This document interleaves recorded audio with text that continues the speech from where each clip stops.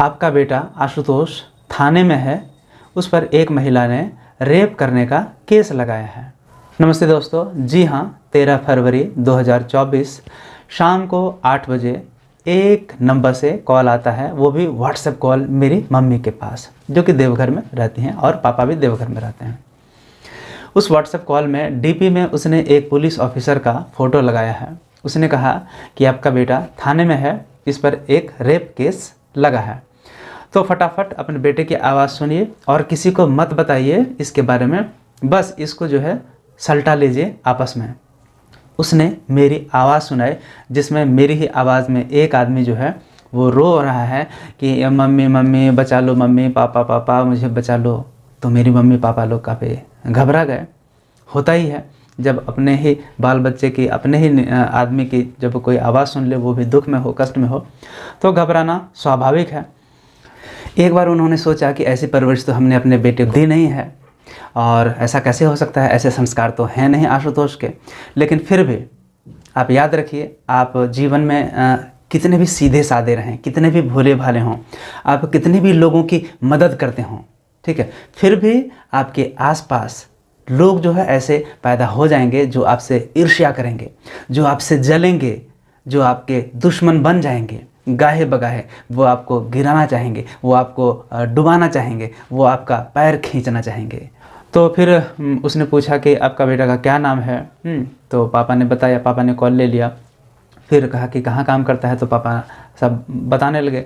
Generally क्या होता है कि जब कोई बोलता है कि मैं थाने से बोल रहा हूँ, है ना, इसके बाद मम्मी ने मुझे चुपके से बाद में कॉल किया कि मैं कहाँ हूँ, फिर मैंने बताया।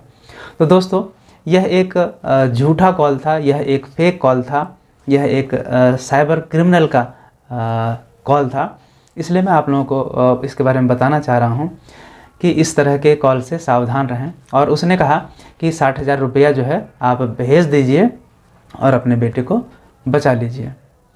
तो इस तरह से उसने डिमांड रखी। जब मम्मी फिर आश्वस्त हो गए तो फिर उन्होंने कॉल काट दिया। फिर मैंने नंबर लगा करके देखा कि वही व्हाट्सएप कॉल में ऐसे ही आता है। तो हमारा इंडिया का जो नंबर है वो +91 से शुरू होता है और वो नंबर जो था वो +92 से शुरू हो रहा था। ये कॉल कहीं से भी आ सकती है, कोई भी जो है इस गूगल की दुनिया में, ठीक है, आप गूगल पर हैं, आप फेसबुक में पर हैं, आप इंस्टाग्राम पर हैं, आप ट्विटर जो कि अब एक्स बन गया है उस पर हैं, आप इंस्टाग्राम पर हैं, आप यूट्यूब में हैं, आप हर जगह हैं। तो आपको चाहे अनचाहे जो है वो साइबर क्रिमिनल ट्रेस कर रहे हैं, आप उनकी नज़र में हैं, ठीक है। मतलब यहाँ क्या क्या उन्होंने, उन लोगों ने जो चोर लोग हैं, चोर उचक्के ही बोलेंगे और क्या बोला सकते हैं, साइबर क्रिमिनल्स हैं, उन्होंने मुझे ट्रेस किया, ठीक है। मेरी एक तरह से गूगल में जो रेकी होती है वो उन्होंने की, ठीक है। और मेरी आवाज़ को उन्होंने AI के माध्यम से, ठीक है, मतलब मेरी आवाज़ को मैच करने वाली मैच किसके थ्रू, तो AI मतलब आर्टिफिशियल इंटेलिजेंस। ये तो है तो बड़ी अच्छी चीज़, इससे बहुत काम किए जा सकते हैं, ये जो मानवता है इसकी सेवा की जा सकती है, लेकिन इसका बुरा फ़ायदा भी उठाया जा सकता है, धोखाधड़ी फ्रॉड किया जा सकता है। तो AI के माध्यम से मेरी ही आवाज़ को हूबहू जो है मेरे मम्मी पापा को सुना दिया। तो इसी तरह से बहुत सारे फेक कॉल बोकारो में भी आ रहे हैं, हर जगह आप कहीं भी हों, ठीक है, भारत के किसी भी कोने में हैं तो आपको कॉल कहीं से भी आ सकती है। तो बिल्कुल आप धैर्य से काम लें और विवेक से काम लें, समझ गए। कभी बोलेगा कि आपका बेटा का एक्सीडेंट हो गया है, आपका बेटा जो है वो थाने में बंद है, आपका बेटा, आपका जो है बच्चा या कोई रिश्तेदार, ठीक है, वो जो है वो हॉस्पिटल में है, उसका एक्सीडेंट हो गया है, उसको खून की ज़रूरत है, उसको पैसे की ज़रूरत है, और हड़बड़ी में जो है लोग पैसे भेज दिया करते हैं। ऐसा बिल्कुल नहीं करना चाहिए। बहुत सारे लोग इस धोखाधड़ी में फंस चुके हैं। ये तो सौभाग्य है कि मेरी मम्मी ने कॉल किया मुझे। मैंने कहा कि मैं तो घर में हूँ, मम्मी को विश्वास नहीं हुआ कि मैं घर पर हूँ। तो फिर उन्होंने प्रीति को फ़ोन किया और कहा कि कहाँ है प्रीति, थोड़ा फ़ोन दो। तो फिर प्रीति ने बात की, तब आश्वस्त हो गए कि नहीं वो घर में ही है। तो इस तरह से फ्रॉड कॉल आते रहते हैं, ठीक है। मेरा घर उन्हीं इलाकों में है, ठीक है, मेरा घर उन्हीं इलाकों में है, लेकिन इसका मतलब ये नहीं है कि मैं शिकार नहीं होऊंगा। शिकार होते होते बच गया।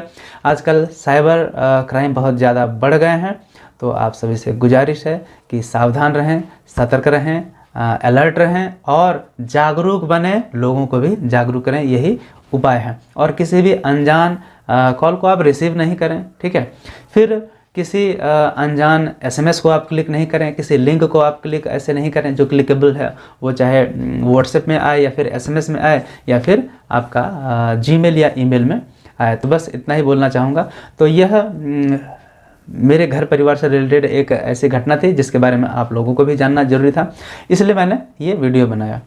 देखिए, मेरी वीडियो, इस तरह के वीडियो, जो भी वीडियो होते हैं वो या तो मनोरंजन के होंगे या नहीं तो कुछ न कुछ जागरूकता को लेकर के ही मैं वीडियो बनाया करता हूं। तो इस वीडियो का यही उद्देश्य है कि आप लोग भी इस सब चीज़ के बारे में जानें और खुद अलर्ट रहें और दूसरों को भी इसके बारे में बताएं। तो धन्यवाद दोस्तों, मिलते हैं अगले वीडियो में फिर कोई नए टॉपिक के साथ। तब तक आप सभी का हार्दिक धन्यवाद।